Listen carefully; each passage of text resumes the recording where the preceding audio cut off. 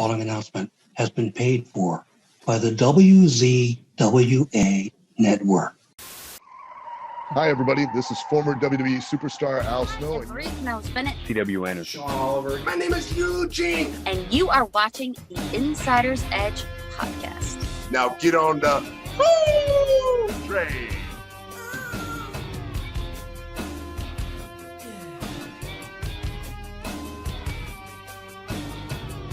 Ladies and gentlemen, welcome to the Insider's Edge podcast here on the WZWA Network in conjunction with Blue Wire Hustle. I'm your host with the most on the West Coast, Karlifornia Haguesly. It is so good to be with you here tonight, and I've got one of my favorite co-hosts here, if not possibly my favorite co-host that I've had over the last few months here on the show, and it is the one and only Daniel Johnston. DJ, how are you going tonight, my friend? I'm very well. I'm excited to be here. Love doing these interviews. It's always a fun chat. Yeah, man. Absolutely, bro. And, well, at this point, I should introduce, we have two guests here tonight, DJ, and very excited. First and foremost, I'd like to introduce the one and only author extraordinaire, Vinny Berry. How you going, Vinny? I'm doing well. Thank you very much. Good, bro. And I know it's quite early in the morning for you. And of course, our other guest, very special guest here today. He's a legend of the professional wrestling industry. He is the one, the only, the incomparable Lance Von Erich. How are you going, sir? Good introduction. Thank you. Hi, how's it? How are you? I'm doing good, bro. And I have to say, I'm loving the purple robe. Yeah. It's 4:45 here in the morning, so I just rolled out of bed. Yeah, well, looks cozy, looks comfortable. It looks comfortable, more comfortable with my tight little leather jacket here. But very excited to have you both on the show. We're going to be talking about Lance by Chance at some point, the new book that's come out. But I always start the interview, Lance, with the same question every time. How did you become a wrestling fan before you got into the business? I hate to say it, but I wasn't. That's fine. It's been an answer we've had on the show before. But so if you weren't a fan, as time wears on, what made you think, you know what, maybe this is something that I can do? I was in the States and on a golf course in Dallas, or outside Dallas, and a referee named David Manning followed me around, the golf course, and he was looking at my legs, and I actually thought he was gay. And from every hole that I went to, he was kind of following us around, and then he said, "Hey, have you ever thought about professional wrestling?" And I'm like, "No." And he goes, "Well, here, you look like what we need. Here's my card. Call me if you're interested." And I thought about it for a couple of weeks, and then I went down to the world famous Sportatorium and talked to David Manning and Fritz Von Erich, and they said, "Hey, we got an idea.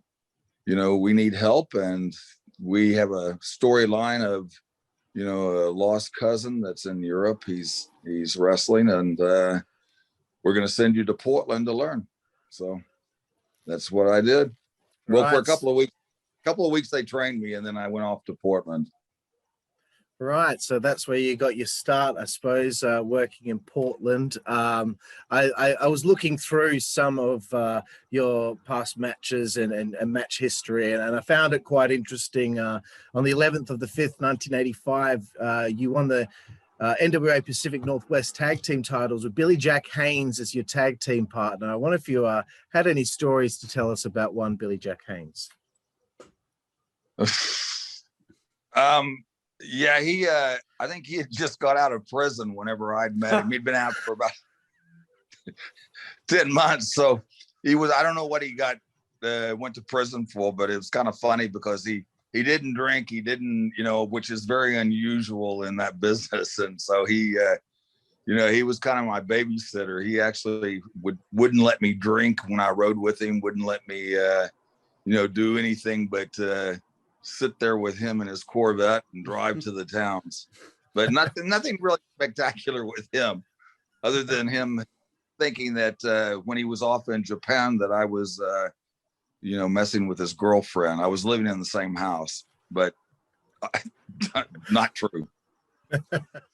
Jeez. That is He sounds like an intense dude. He is an intense dude. Yeah. And I'd like to say, what's interesting about this book is that there is a chapter on Billy Jack Haynes. There's a chapter of the Portland territory, and so the book kind of goes into these friendships and these relationships that Lance had with some of these particular people. So if there's a chapter in the book with somebody's specific name on it, that chapter is dedicated to what happened with that person when Lance was there. So I think that's what's interesting about the book, that the way it's broken down into sections. Absolutely, bro. DJ, over to you. Yeah, so 27th of August 1985 was the PNW Heavyweight Championship. Ricky Vaughn defeating Mike Miller for the championship in Portland, Oregon. This was during your early days in Portland. Like you said, you got sent down there to learn. I believe that was under Don Owens, if I'm not mistaken. Would you be able to tell us anything, about winning that PNW Heavyweight Championship? Was that your first championship in wrestling, or?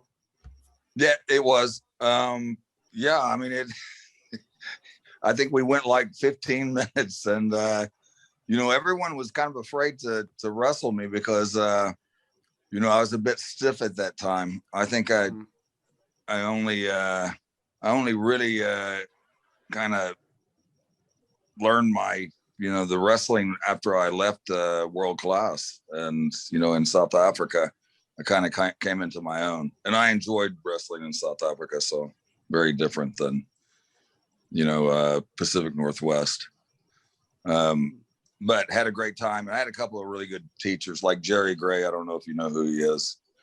Sandy Ball. Sandy Ball. That's interesting. So during those early days in Portland, did it kind of feel like a bit of out of the frying pan and into the fire because you hadn't grown up as a fan? I just kind of want to get a little bit of what that felt like to have been someone that wasn't really a fan, but now here David Manning's come up to you and said, I think that you can do this.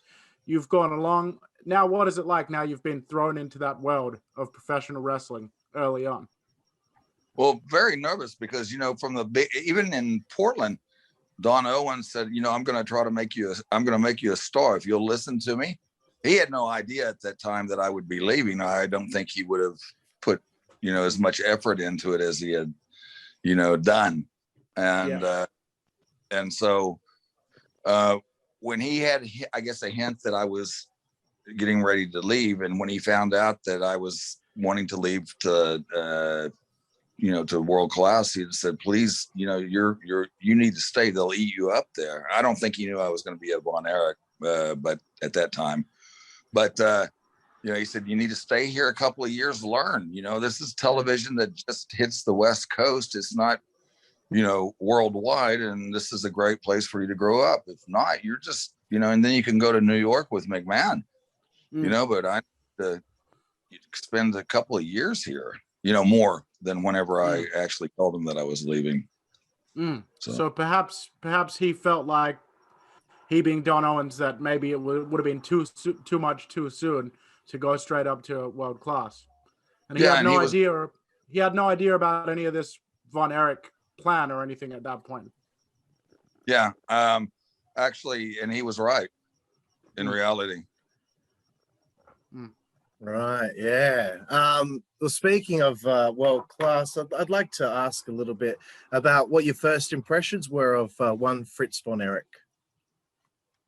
He was a very imposing man, and everyone was afraid of him. He was how you're smoking right now? Yeah.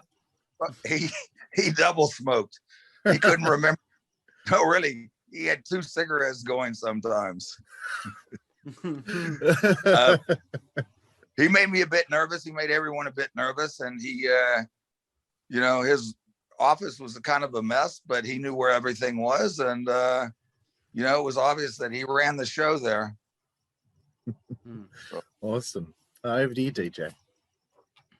Yeah, so in 1985, you wrestled Ric Flair at in Dallas at Fort Worth for the NWA Heavyweight Championship to a no contest.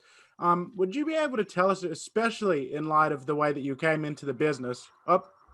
Might have just lost the. Oh, there you are. Yeah. Especially in light of the way that you came into the business, what was it like to be in the ring in a title match, main event, wrestling Ric Flair? Also very nervous, because obviously everybody's looking at you and thinking, you know, you've been in the business for such a short time, and you're going to wrestle for the, you know, the world championship. So Rick came over to me and said, listen, you just follow what I say. I'll make you look like a, you know, like a superstar. And he actually is somebody that can work with anybody. A very, very talented person. Of all the people that I've met, and, you know, and he has a way of speaking to you that makes you, you know, I mean, makes you feel a little more confident. So he I guess he had worked with so many new guys that were getting pushes that he just knew, you know, how to talk to you and how to actually make you shine. Because he took, you know, all the, you know, I think that everyone kind of kept an eye on him, you know, and actually he kept them entertained. Yeah, bubblegum for the guys, I say. So really, you know, for him, it might, like, he was kind of going about this like, oh, another day at the office for him. For you, it's this big, huge moment in your career. I mean, that sounds like it must have been, you know, quite the experience. Over to you, Carl. Yeah, you know what? I wanted to chime in with something else before the next question. Were you ever privy to, or did you ever, you know, were you ever in the bar with Ric Flair after the shows? Did you ever see him in his finest of forms? Yeah, I also think he's a great partier, because he could go out all night long. Literally, I would be out at 1, you know, and I would say, you know, I've had enough. I'm going home, and or going back to the hotel.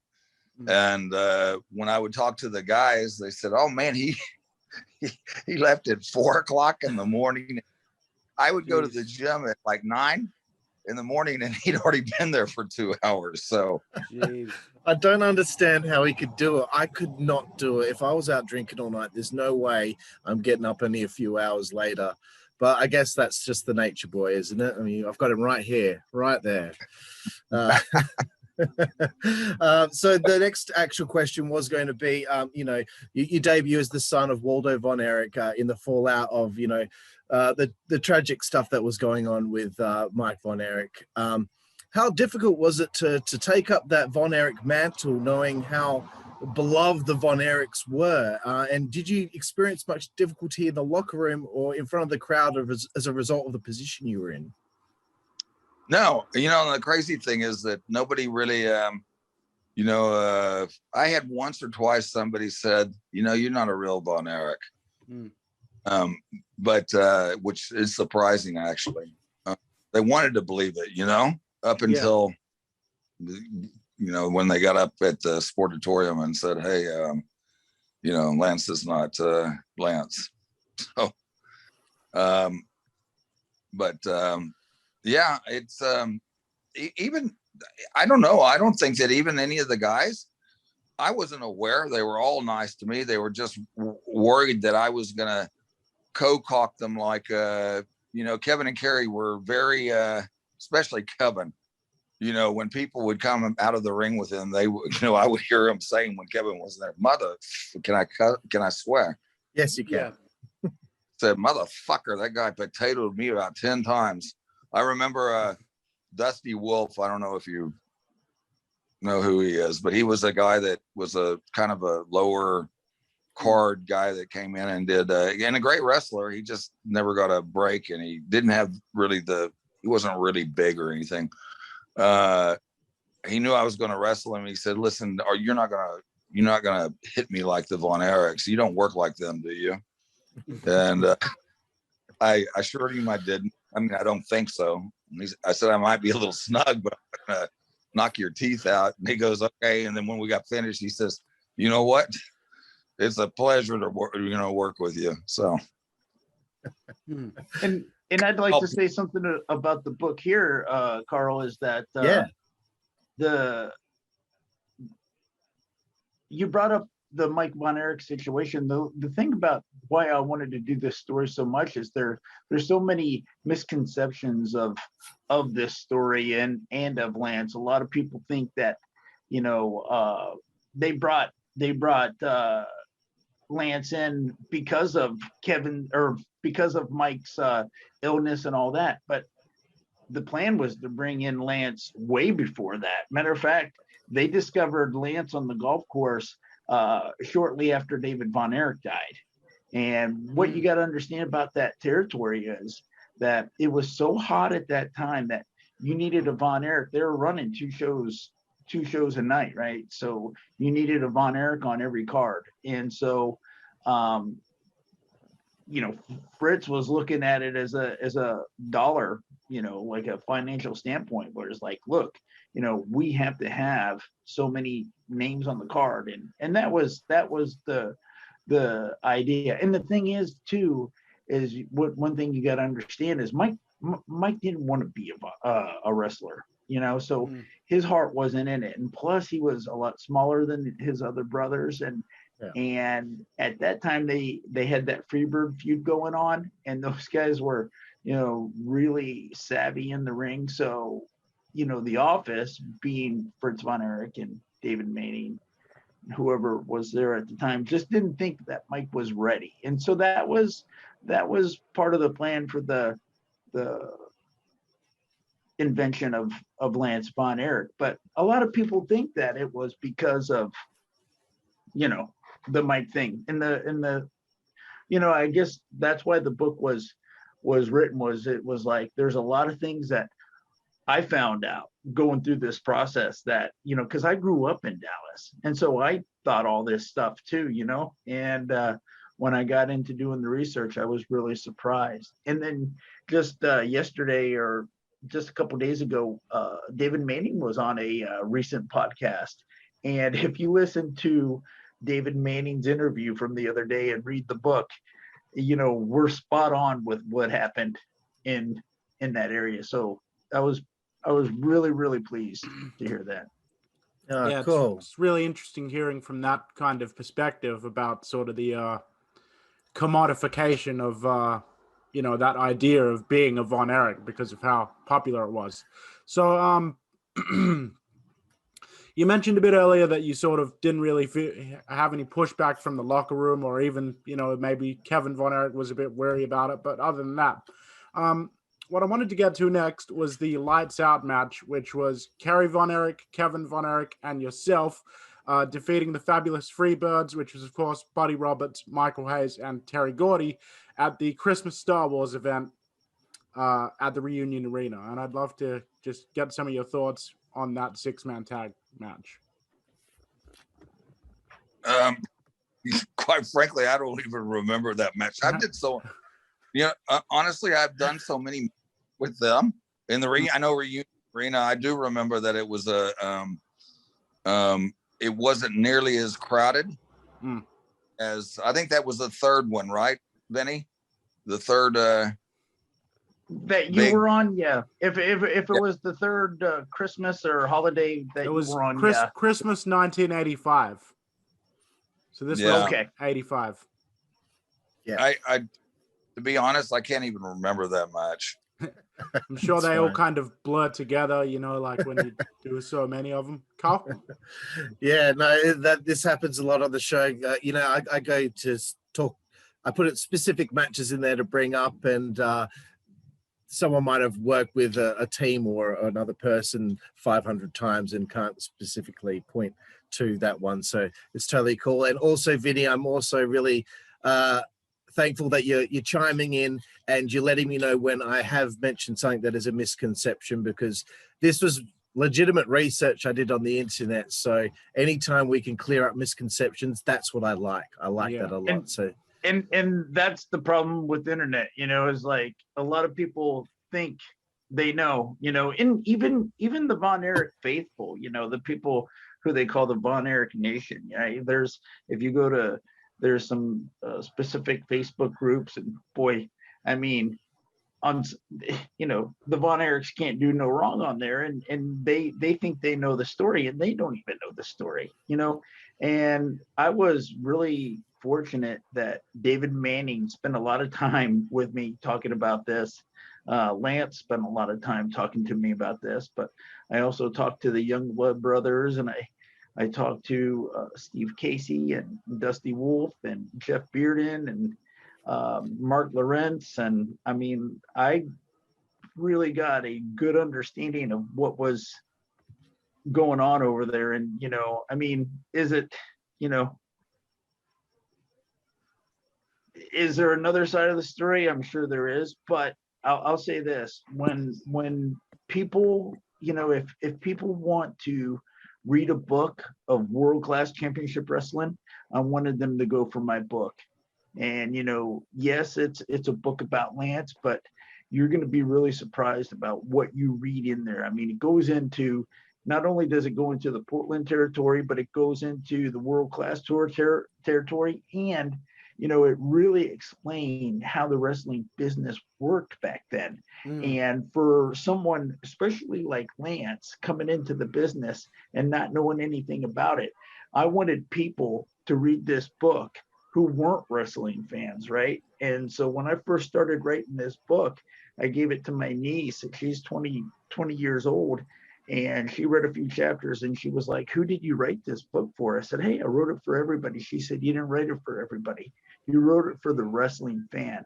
So I went back and I wrote it in such a way that anybody could pick the book up and understand what was going on. And I think we got it right with that. And so I think that's the good part about it. And one thing I'd like to also say, you know, Gary Hart wrote a book.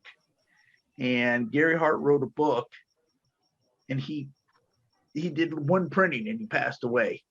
And if I don't know if you guys read it, I haven't finished it, but a lot of people hold that book in high regard. Well, when my book came out, a lot of people who read Gary Hart's book say that Gary Hart's book and Lance's book are probably the only two books that world-class fans have read that got that territory right. So I hold that in high regard, that, you know, people are comparing our book to Gary Hart's book, because Gary Hart knew what was going on in there because he's Gary Hart, you know?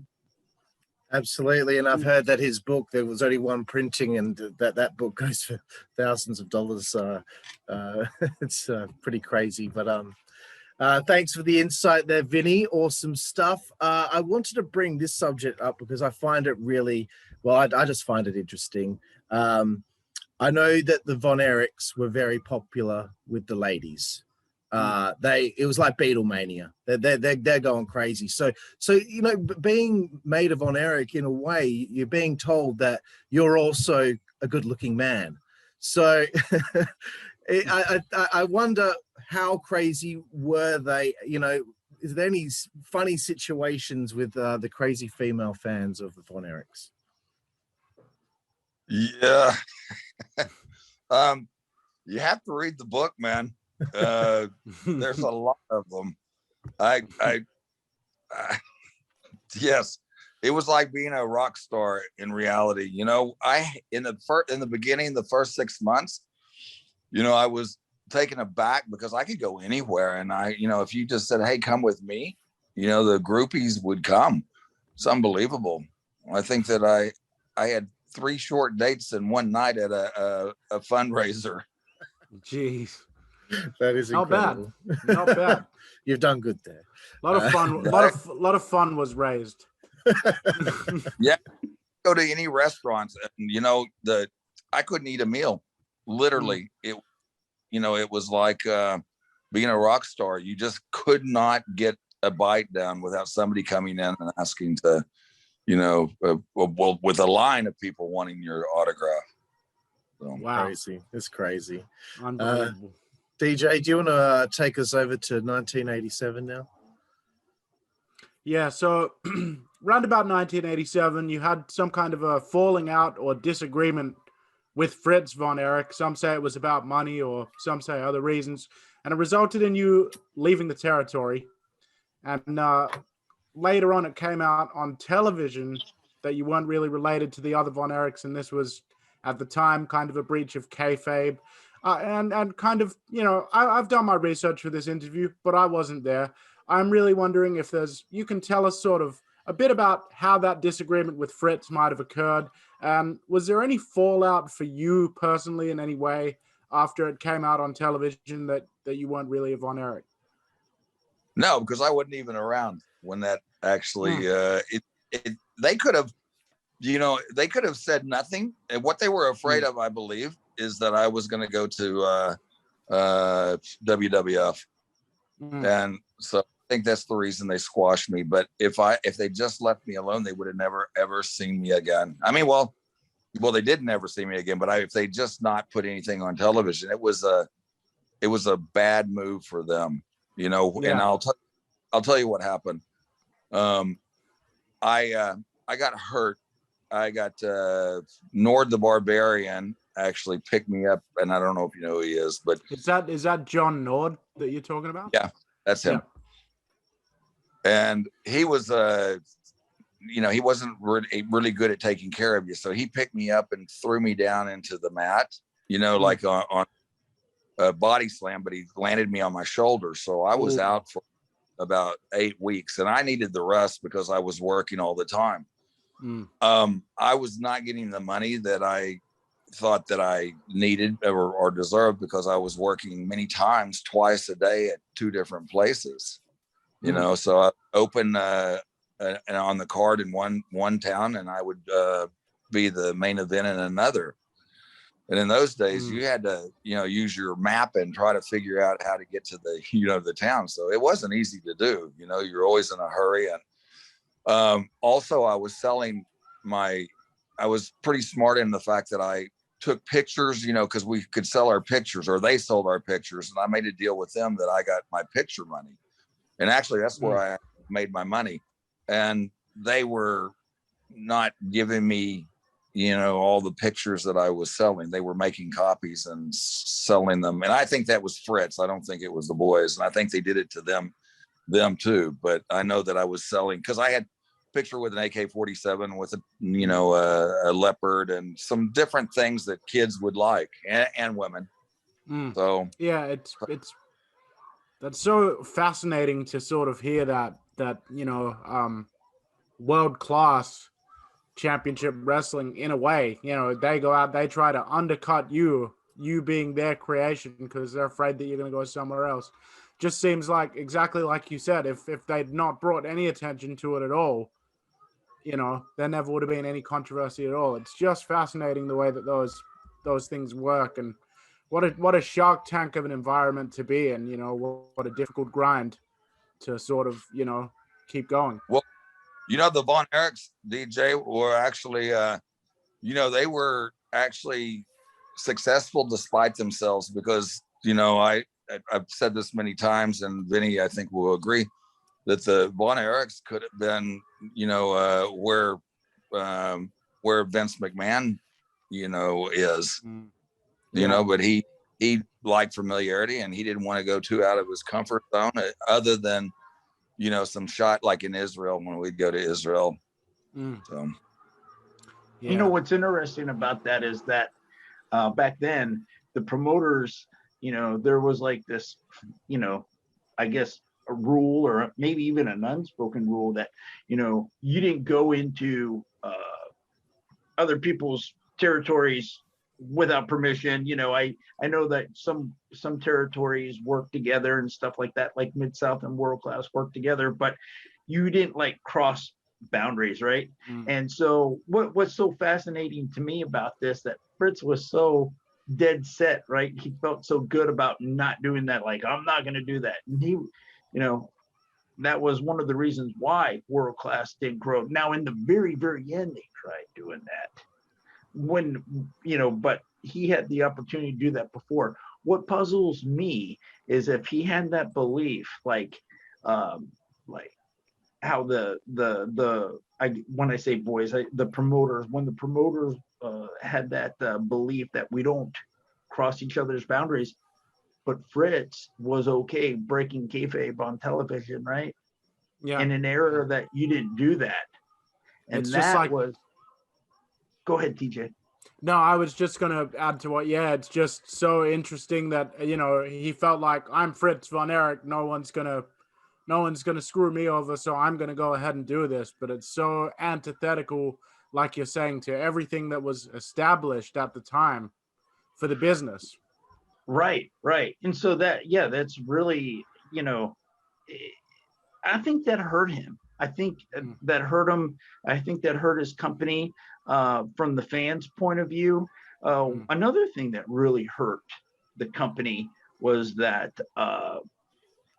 Fritz pulled away from the NWA and he created the world title. The American title was now the world-class world title. It really didn't fly over with the fans. It didn't fly over with me. I was just really disappointed when they did that. I'm sure a lot of fans were, because the NWA and Ric Flair and that belt, it had a lot of credibility. Yeah. So and it almost just feels like, another time we could do a whole podcast just about that. It just sort of seems like maybe what Vince was doing with the New York territory and turning that into the national, that was working for him, but maybe that wasn't just going to work with the fans down in Texas at the Sportatorium necessarily. And I think, that could have been almost something that helped World Class's demise. But we'll keep moving. Carl, do you have the next question there? I just wanted to say that I really liked the name change afterward to Fabulous Lance. I think proof is in the pudding right now with that purple robe that he's wearing. Absolutely fabulous, Lance. But I wanted to fast forward a little bit because if everyone wants to learn about stuff about what you did in Puerto Rico, which is obviously a crazy place for wrestling, they can read the book. But I wanted to ask you about 1996. You do a little tour in Malaysia. You work with Jim the Anvil Neidhart, that big Rhino, and also you work with the Vampire Warrior, who's also known as Gangrel, David Heath. And this is on the 5th of the 3rd and 6th of the 3rd, 96. What made you want to retire after this tour of Malaysia?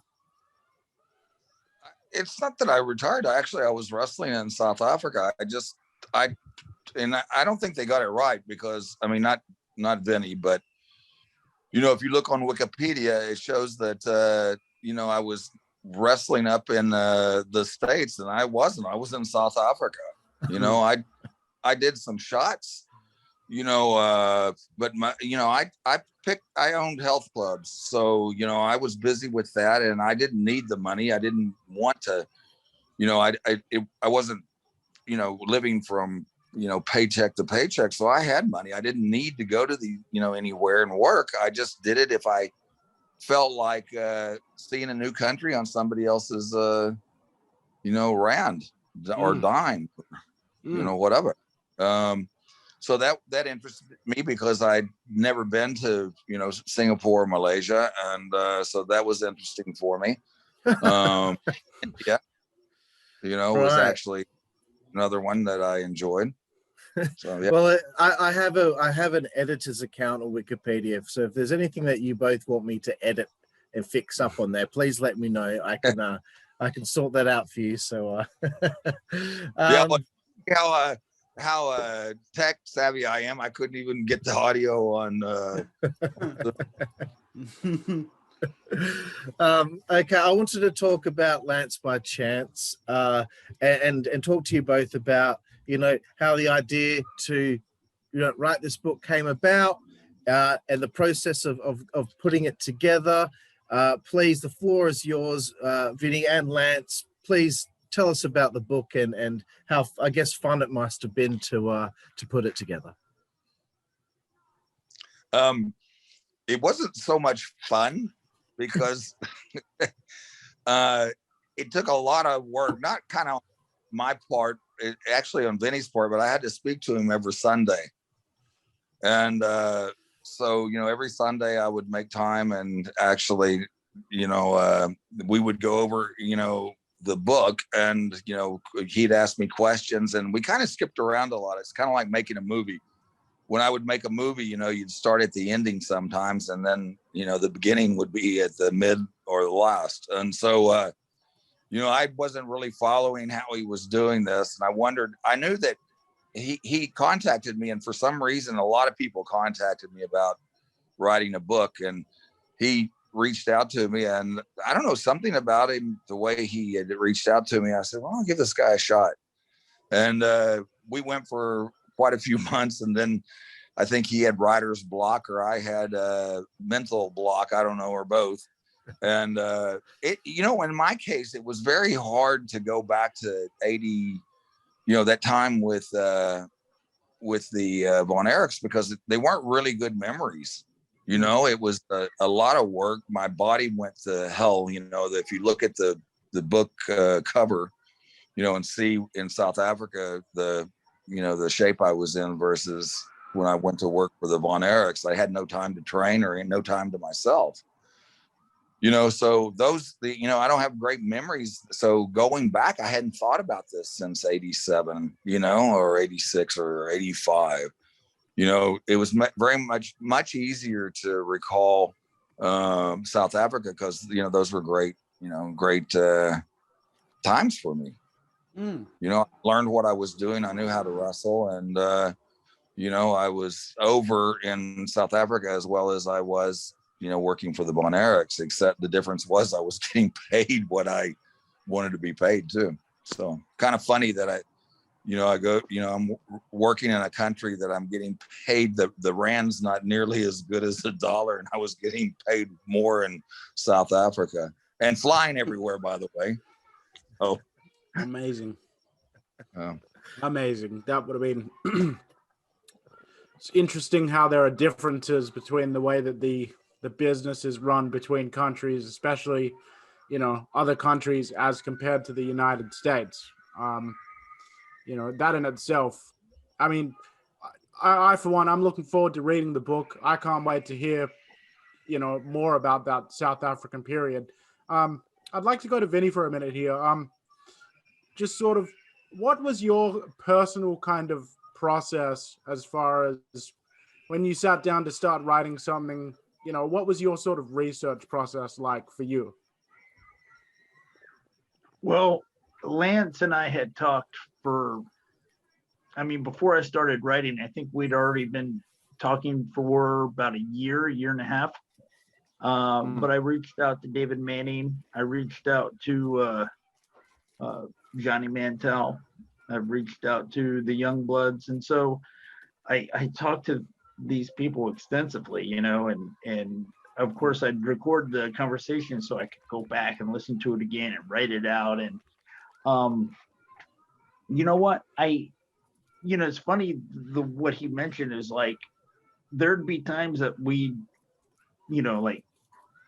talk about the end and the beginning and the middle, it was all over the place when we were doing the interviews. I had like, I'm not kidding, like 30 hours or more to sift through.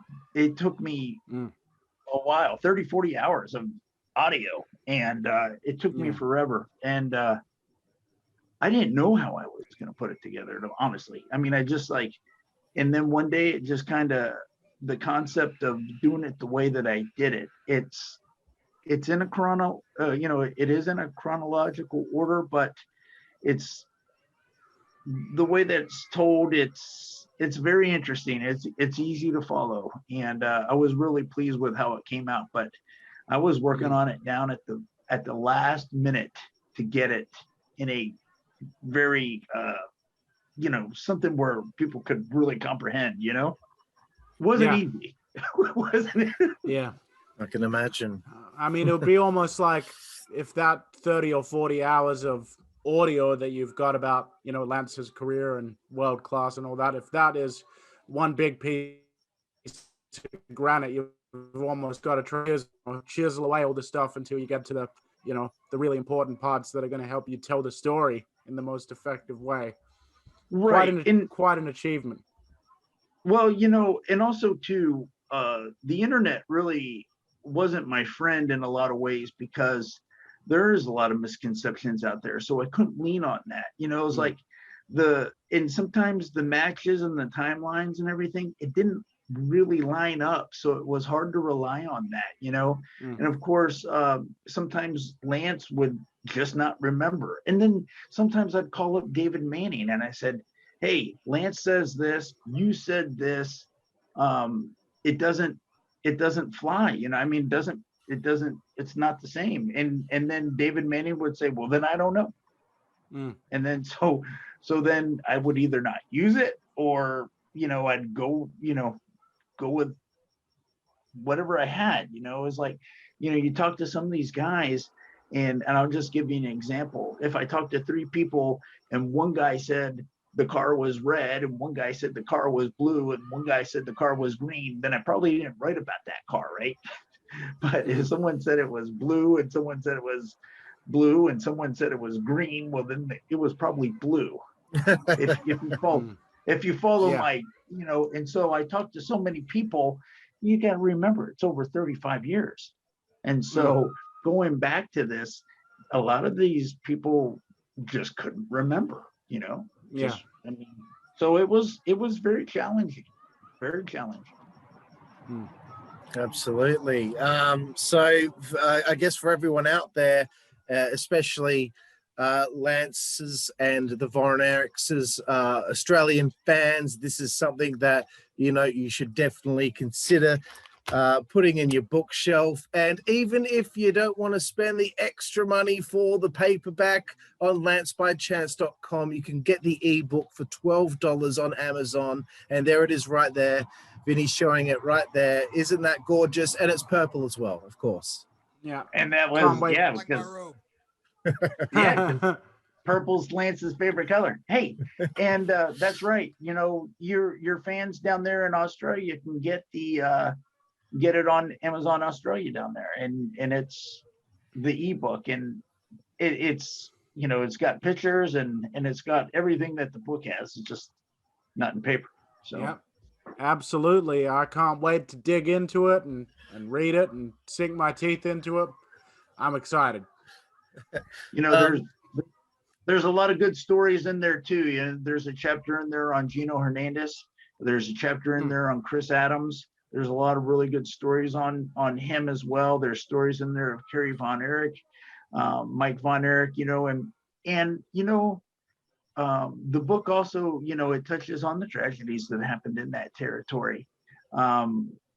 It's hard not to write about that territory and not touch on that stuff, you know. And you got to remember too, I was a big fan of that territory. You know, I grew up and I love the Von Erichs, but I was really curious about this story. You know, it was like, everyone's asked me like, hey, why did you want to write this book?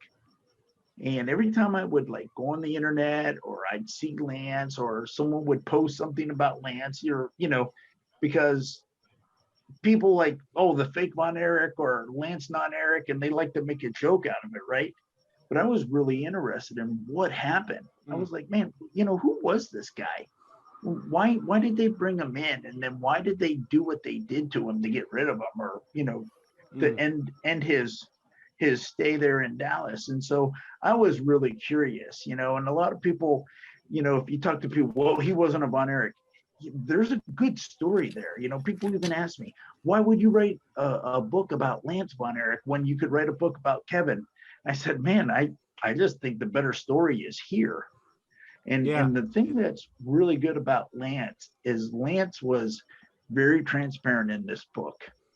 Kevin, if you ever see an interview about Kevin, you know, there's too many unicorns and rainbows in Kevin's story.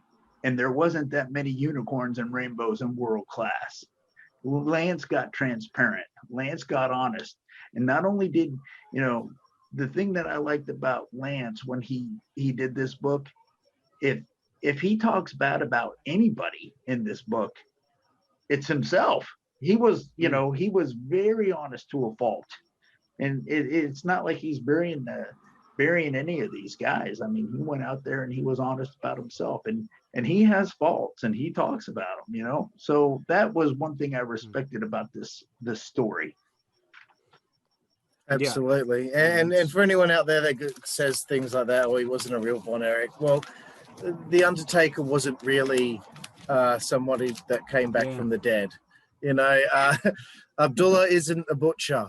He's far from it. He's a guy that has a shrimp restaurant in New Orleans. Or exactly. All right, so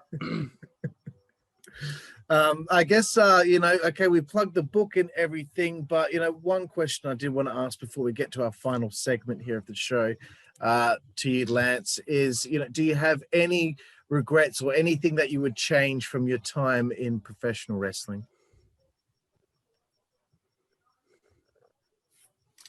Oh. Seem to have lost your audio there. Can you guys hear him? Oh, there we go. Hang on. There it goes. Can you hear me? I can hear you now. Yep. Sorry.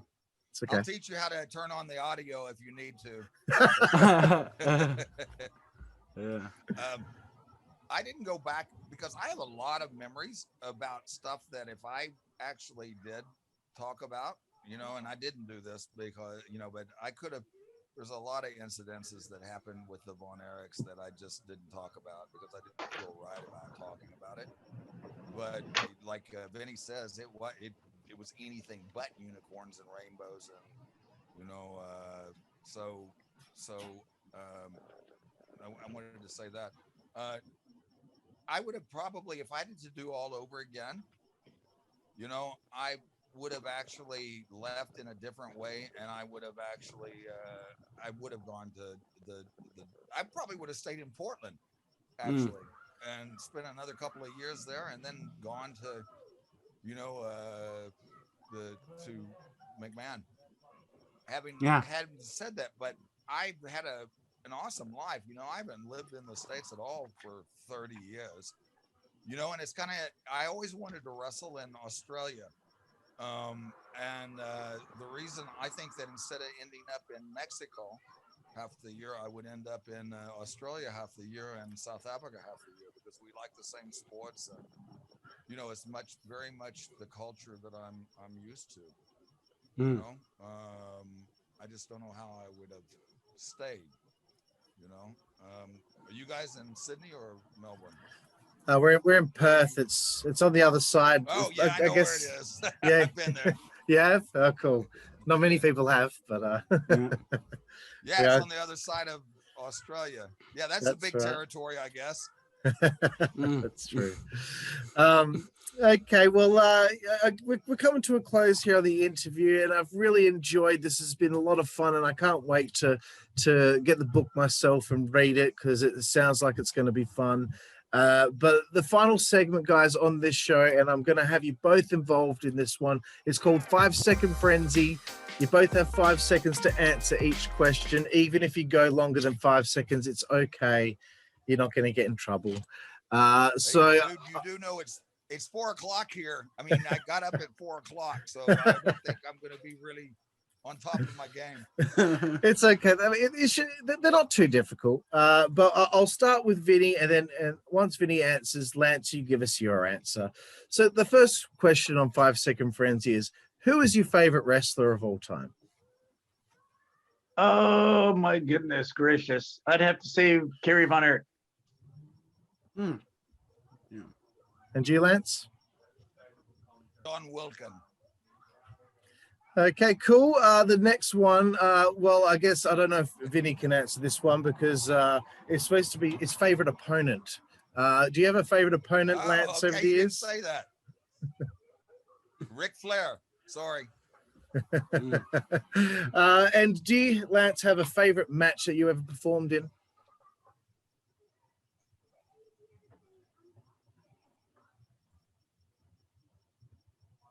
Did you hear that one? Who are you asking? Oh, yeah, sorry. Your favorite match that you ever performed in? Me? Yeah. Yeah, Ric Flair, for sure. Awesome. And Vinny, what's your favorite match of all time? Oh my gosh, the dog collar match, with the Roddy Piper and Greg Valentine from I think it was 83 or 84. Crazy match, crazy. Yeah. And Brilliant my favorite opponent was this book.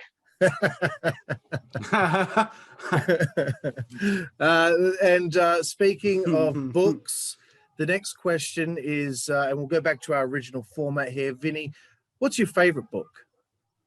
Lance by Chance, Wrestling as a Von Erich. Thought that might be the answer. Lance, what is your favorite book? How can I have to follow suit. Very good. Right. Two for Lance by Chance. The next one is favorite TV show. CSI. Dawson's Creek. CSI and Dawson's Creek. That's quite the difference there in answers. Favorite film. Goodfellas. Goodfellas. And for you, Lance, sorry? Oh, probably Godfather. Okay, all right. You both like your mafia stuff. Favorite musical artist. The Cranberries. Steven And Tyler. Steven Tyler. Awesome. Nice. Love Aerosmith. Favorite food. Nachos. I live in Mexico, but I would have to say, oh, sorry. What? How did you answer that? He said nachos. No, actually, probably type of food or food. Just any food, yeah. A favorite meal. Tacos, baby. I live in Mexico. Nice. Favorite place to eat on the road. Favorite what? Favorite place to eat on the road. Wow. McDonald's. Tacos. Terry's Tacos. Sweet. Spoken like a true Yank. Nando's, baby. Yeah, You Nando's. have Nando's in Australia? We do, yeah. Yeah, we do. Okay, there's only 3 more. Favorite alcoholic beverage. I don't drink. That's fine. Tequila, and I want to add to this. I've never met an Australian I didn't like sober. I never met one I did like drunk. Yeah. Really good point, bro. Really good point. The second last one here on 5 Second Frenzy is your favorite female body part. Legs. Legs. Oh, And body Lance? part. Yeah, body part. Ass, man. Nice. Fantastic answer. Fantastic. And the final one for 5 Second Frenzy, guys, your favorite curse word. Favorite what? Favorite what? Curse word. Fuck. Yeah, nice. They all work so well. I mean, I can go. I don't have a favorite. They're all accessible. Yeah, they're all fucking good, eh? We're Australians, so Swear we're he used to doesn't it. drink. Well, maybe if you did have a drink, you might swear, but that's okay. We really appreciate your time on the show here today, guys. Again, everyone out there, the book is Lance by Chance. You can get on lancebychance.com. Go to Amazon, wherever you are in the world. I'm sure you've got an Amazon. You can get the ebook for $12.